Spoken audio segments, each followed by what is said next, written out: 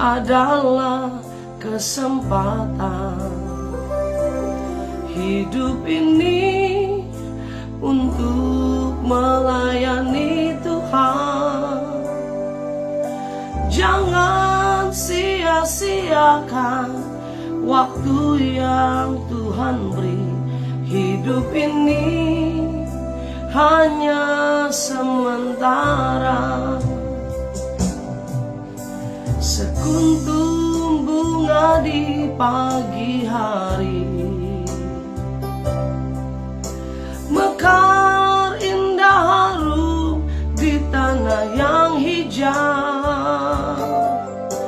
Demikian Tuhan mendandani rumput, gugur bunga bila panas terik. Oh Tuhan, pakailah hidupku selagi aku masih kuat. Suatu saat aku tak berdaya, hidup ini sudah jadi berkat. Oh Tuhan, pakailah hidupku selagi aku masih kuat. Suatu saat aku tak berdaya, hidup ini sudah jadi berkat. Suatu saat aku tak berdaya, hidup ini sudah jadi berkat. Suatu saat aku tak berdaya, hidup ini sudah jadi berkat. Terima kasih Tuhan, ku mau melayani-Mu. Terima kasih Yesus, Engkau Bapa yang sungguh baik, Engkau Bapa yang sungguh ajaib. Kami bersyukur Tuhan, haleluya.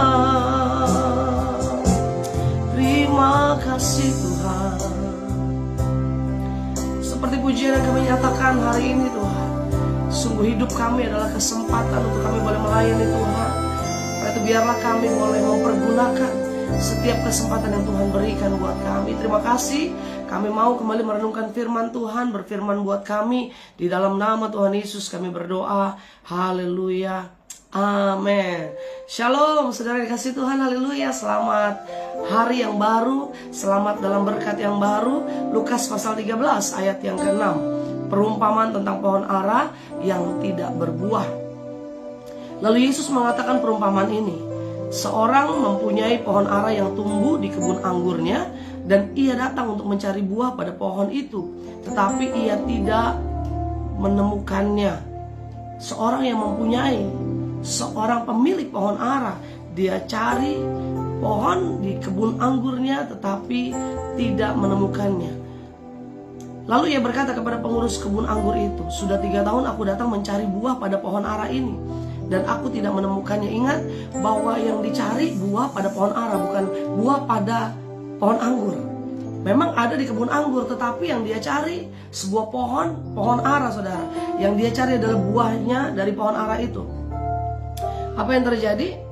Lalu ia berkata kepada pengurus kebun anggur itu, "Sudah 3 tahun aku datang mencari buah pada pohon ara ini, dan aku tidak menemukannya, tebanglah pohon ini." Wah, dia marah saudara. Dia cari pohon ara, tetapi dia cari buahnya nggak ada. Dia sudah kecewa karena sudah 3 tahun. Dan apa yang terjadi? Dia suruh, "Tebanglah pohon ini." Untuk apa ia hidup di tanah ini dengan percuma? Percuma saudara.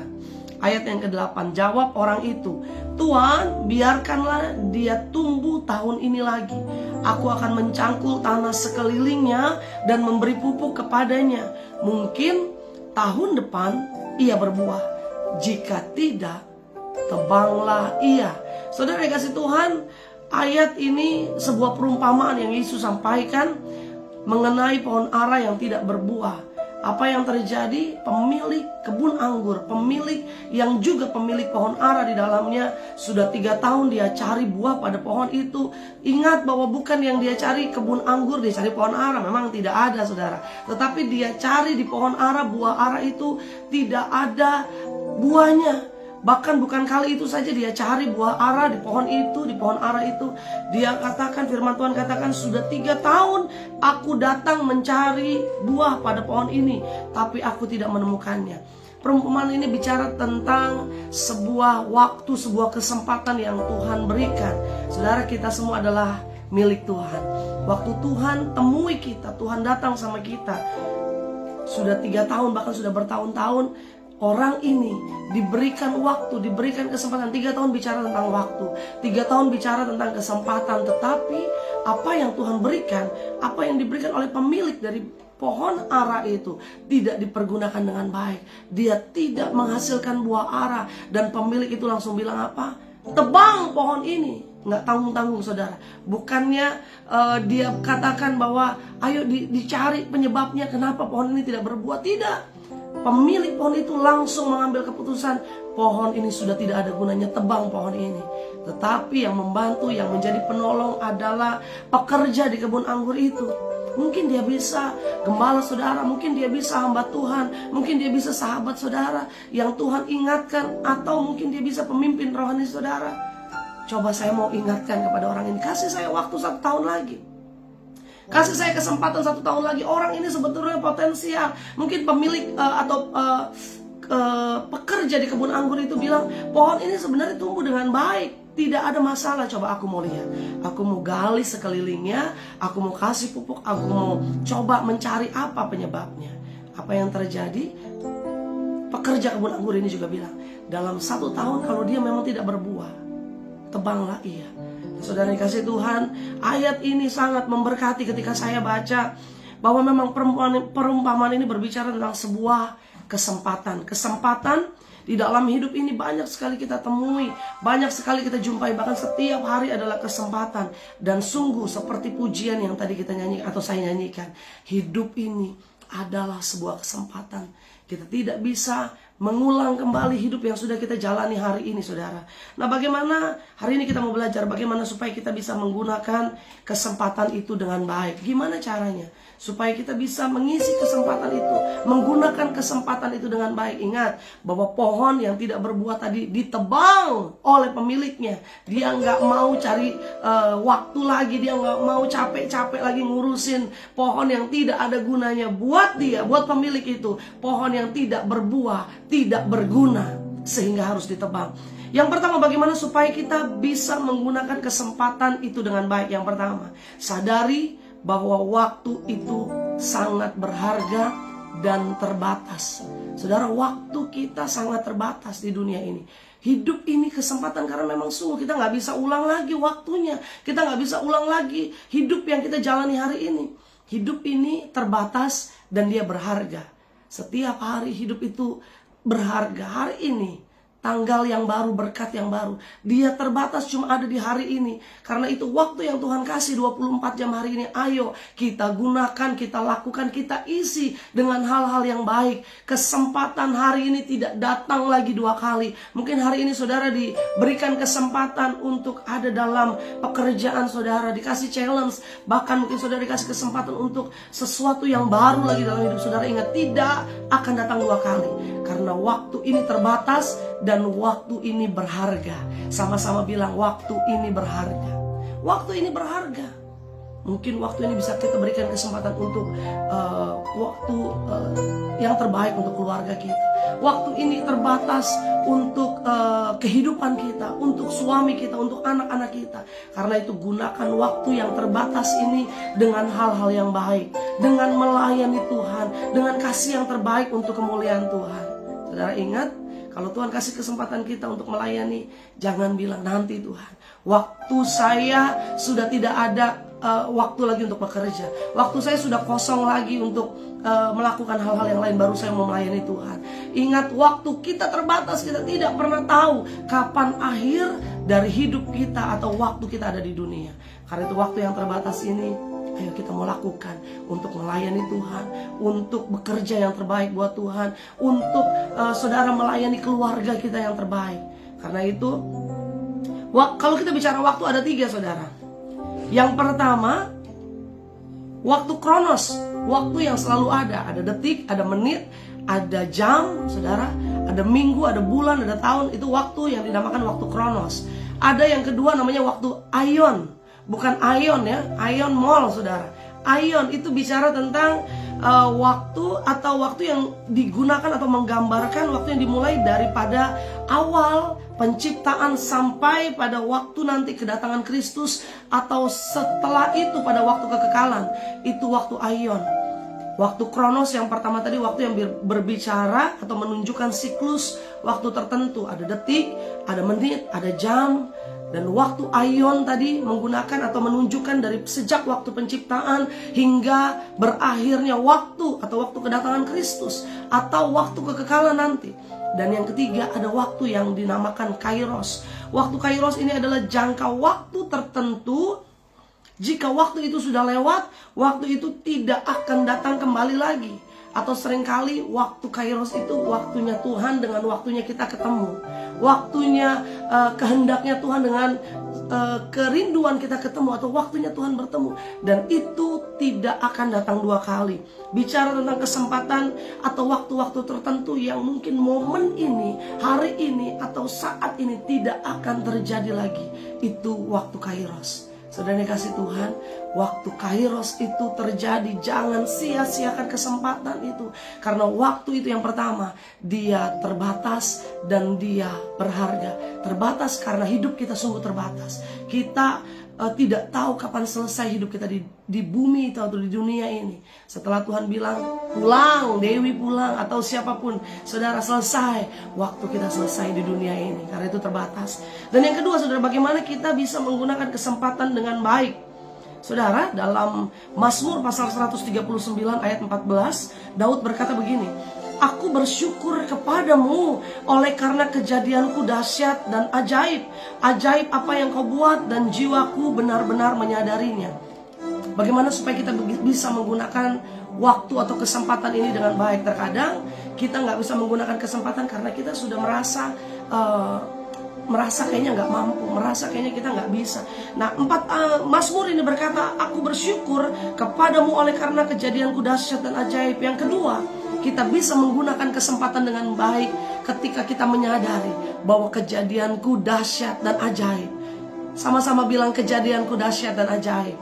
Kejadianku dahsyat dan ajaib. Saudara mungkin bilang, bagaimana dahsyat, bagaimana ajaib, saya pengangguran. Bagaimana dahsyat, bagaimana ajaib, saya nggak punya kemampuan apa-apa. Bagaimana dahsyat dan ajaib, hari ini saya kekurangan. Tetapi berkata dengan iman, kejadianku dahsyat dan ajaib. Daud berkata ini bukan juga dia ada dalam keadaan yang baik saat itu. Dia ada dalam tekanan, dia pernah ada dalam ancaman, dia pernah ada dalam keterpurukan. Tetapi dia bangkit dan berkata, sungguh kejadianku dahsyat dan ajaib. Jiwaku benar-benar menyadarinya.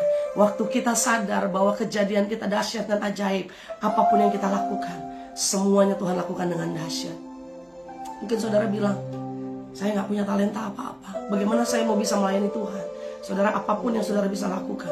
Saudara ngepel gereja itu melayani Tuhan. Saudara cuci piring di gereja itu melayani Tuhan. Saudara kunjungin orang yang minggu lalu nggak hadir ke gereja itu melayani Tuhan. Bukan harus kunjungin saudara telepon, saudara WA.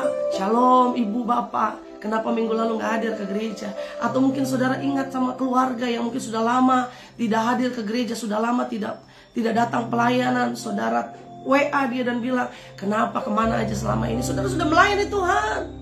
Atau mungkin saudara lakukan hal-hal yang positif. Saudara baca firman Tuhan, dapat berkat di situ, dan saudara diberkati, kasih share itu kepada orang-orang sekitar kita. Kita sudah melayani Tuhan.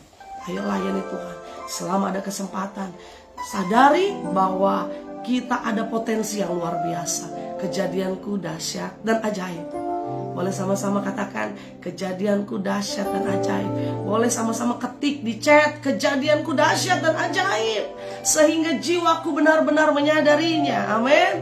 Kita jadi berkat buat saudara-saudara kita, buat sekitar kita, buat keluarga kita, karena kejadianku dahsyat dan ajaib. Yang ketiga, yang terakhir, bagaimana cara kita menggunakan kesempatan yang ada? Miliki semangat yang tidak menyerah. Nah, ini dia. Waktu kita sadar kejadianku dahsyat dan ajaib, miliki semangat yang tidak menyerah. Aku percaya roh di dalamku lebih besar.